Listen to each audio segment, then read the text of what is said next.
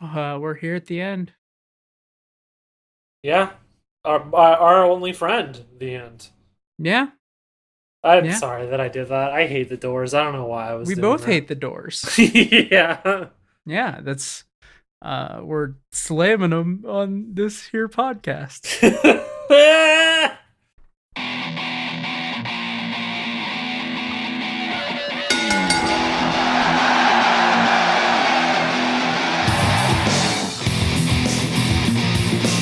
Welcome to the Big Match Minute. I'm Crystal Pepsi. And I am Lilith. This is the show where we break down wrestling matches minute by minute, any fucking match we choose. Mm-hmm. And right now we have come to the end of minute 21. Well, the end of the match, which is Uh-huh. minute 21. And of course, I've gotten desperately lost in this sentence, but we're talking about the Firefly Funhouse match at Wrestling Mania 36.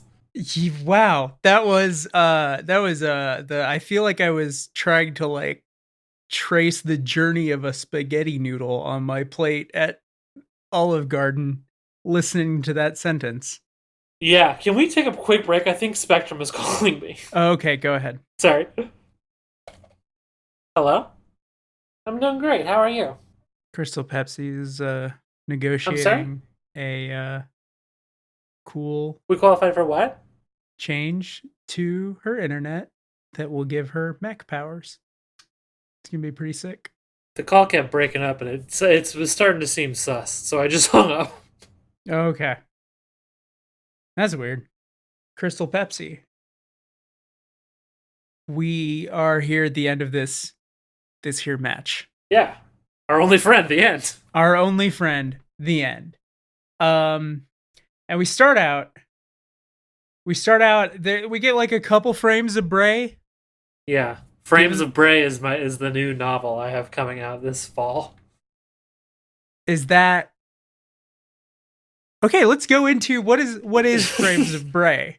Frames of He's Bray is a it's a Bray Wyatt is he's living in the swamp, and as per swamp tradition, mhm.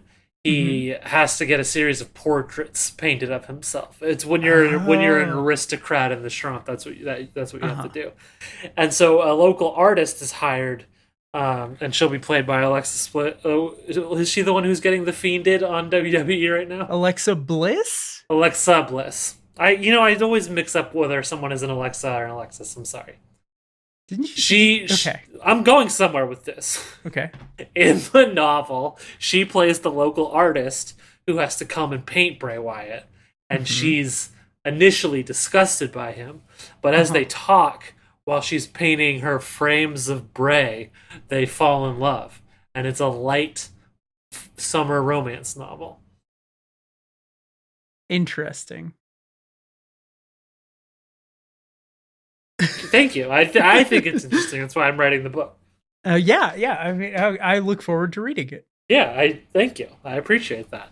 Um, Did so we you? see a few frames of Bray at the start of this minute. Yes, yes, yes. Yeah, Not even a full second of frames of Bray. yeah, And then we go back to just glove in mouth, yeah. hurt glove in mouth. And then Bray's he's counted to three, Yep. and he starts laughing. Oh yeah. And then some kids join him. Yes, Some this is accurate. off-screen children are laughing with Bray. Well, there's just a sort of a chorus of laughing that I think includes some kids and also some other adults. Yeah, yeah, yeah. Um, Everybody's happy that John Cena's dead. Everybody's happy that John Cena's dead. Yeah, that's the mess. That's the moral of the story. This is the moral of the story: is just John Cena's dead and everybody's glad.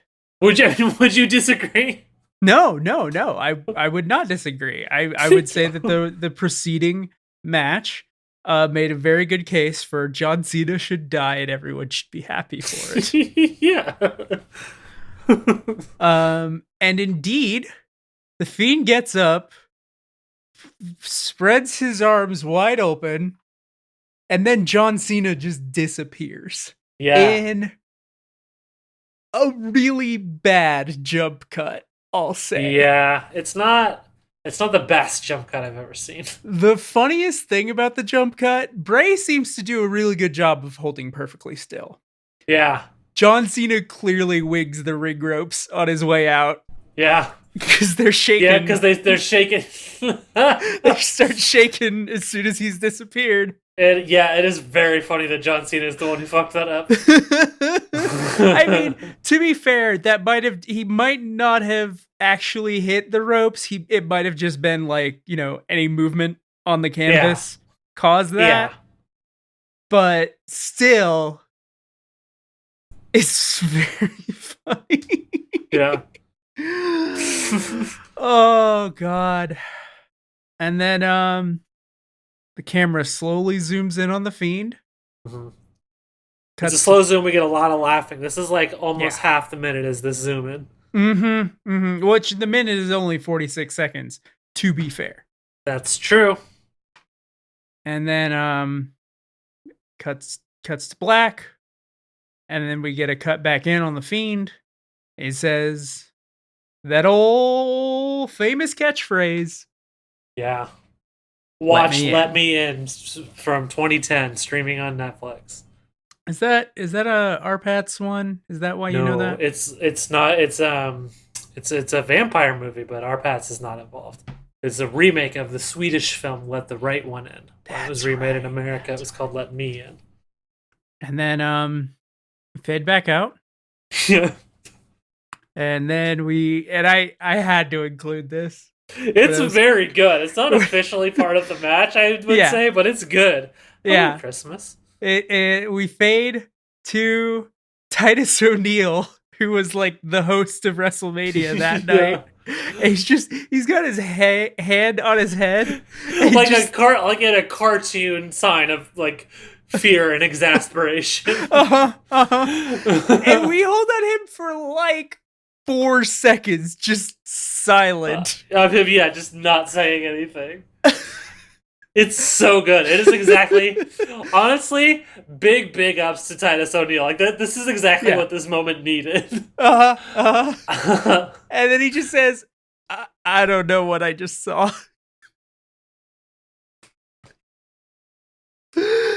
Yeah, it's good as hell. Oh fuck! And it's like you said, it's exactly what this moment needed. It's exactly what this moment needed, and it's also like it's one of those things where like it has to be hard as a performer to do that take because you have to make yourself the fool.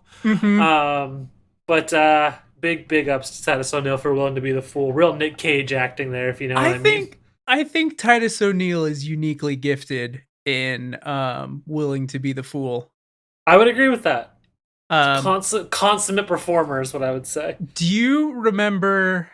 I know you weren't watching wrestling at this time, but I feel like everybody heard about this. What happened at the greatest Royal Rumble? What was this? What was this? So this was the 50-person Royal Rumble in Saudi Arabia. Right. And I was aware of the event. Well, I'm giving background because there are other people listening to this conversation. Crystal Pepsi. That's true. But Titus O'Neil, his number got called. He runs full tilt down the ramp, and then he just like trips and just head first through the ring apron under the ring. and you could tell like because like one of the hallmarks of the Saudi Arabia shows, which are awful, is that everybody is clearly so fucking jet lagged. Because the entire announce table, like they let loose with an amount of professionalism that I think the two of us would call unbecoming. Oh Jesus! They're just and we have low and standards. just like Corey Graves is just like, please show it again. I want to see it again. They're absolutely losing it over this in the middle of a wrestling match. Completely ignoring what's going on. Because they just want to watch Titus O'Neil eat shit over and over again. That's nuts. It was nuts. That's newts. Yeah. Mm. Crystal Pepsi. Yes, that's me. I don't even want to ask you if you have any thoughts about this minute. I want to ask you, do you have any thoughts about this match? Because we're here We're at the end. at the end. I'll This tell is the you. end, starring Seth Rogen. Yes. Um, I'm gonna give you a little. Hey, guess what? Jeopardy contestant, you found the daily double. Because I'm gonna give you thoughts on this match and thoughts on this minute. Oh, hell yeah. All in, My thought. Alex. You're making a true daily double. Um, my thoughts on this match are it's a nice, crisp ending. Even with the bad jump scare, I like the way it kind of we travel through different types of spooky aesthetics, and I like the way it ends on this what feels to me like a very 2000s horror movie aesthetic, Yes. kind of jump scare that would be in The Conjuring, you know. Uh-huh. Um, I like that as a finish, and I've already talked about how I love Titus O'Neil's stupid bit. Mm-hmm. I think this is it's a solid plane landing of a minute. 2 thumbs up. Yeah.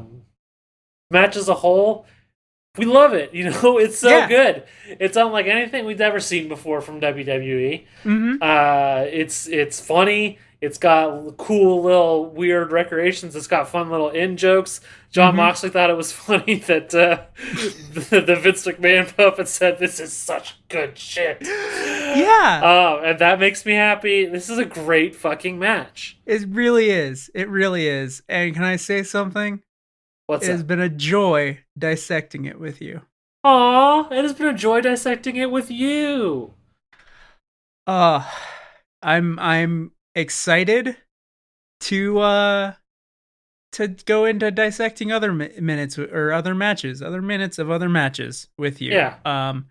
Which we will get to. I think we're going to take a break. Yeah, we're gonna make like Ross and Rachel and take a break. You're dumb. You're so we're dumb. gonna we're gonna make like an actor in a Kit Kat commercial. We're gonna take a break. You're going to yeah. Give me a break. We're gonna walk away like someone who just spent some money at Midas. We're gonna take a break. Oh I do brakes god, in that cars. took me a second. I had to do Okay. 3. Oh right. Well, um Hey, yeah. I've been trying real hard. We do this little thing at the end of the show where we try to like think of a setup for a joke, and you tend to take the heavy lifting on that one, and I feel kind of bad about that. For a couple weeks on this, I've been like trying to think of one, Mhm. but I just can't do it. It's like what's the word? It's like my thoughts are all stopped up in my brain. Mhm. It's like someone my brain is like someone put something in my brain like that keeps keeping my thoughts from being I can't Uh-huh. get that word. Like it's like your thoughts are some kind of liquid and they want to get out of some kind of opening in your brain. Exactly, but I can't because there's like what's that thing called? That thing that you would put there, you Um know? is it would it be like a stopper? It would be like a stopper, but there's a Uh-huh. word for it that I can't think of right now. Is it a Crystal Pepsi? Yeah. Are you thinking of plugs? Yes! I am. Lily, Well, do you have man, any plugs for let's us? make like Nirvana and get MTV unplugged in here. Shut up. I'll kill you. Sorry, I thought of a plugs joke, and so I needed to sneak it in at the end there. Crystal Pepsi, can you let me know your plugs? Yeah. You can follow me on Twitter at very cool Emily. You can follow me on Twitch. Just go to dietcoke.cool. Unless I have let that lapse, then you go to Oh, is twitch.tv/dietcoke666. that is that perhaps that introductory pricing is coming to an end? No, I think I still have like 8 months on it, but Okay. who know, people discover podcasts, and then Oh yeah, they this is a suddenly historical document. So listen. I listen to podcasts that are like a couple of No, years I old know. I know. sometimes. Who I still knows? listen to the Super Mario Brothers Minute. Aww.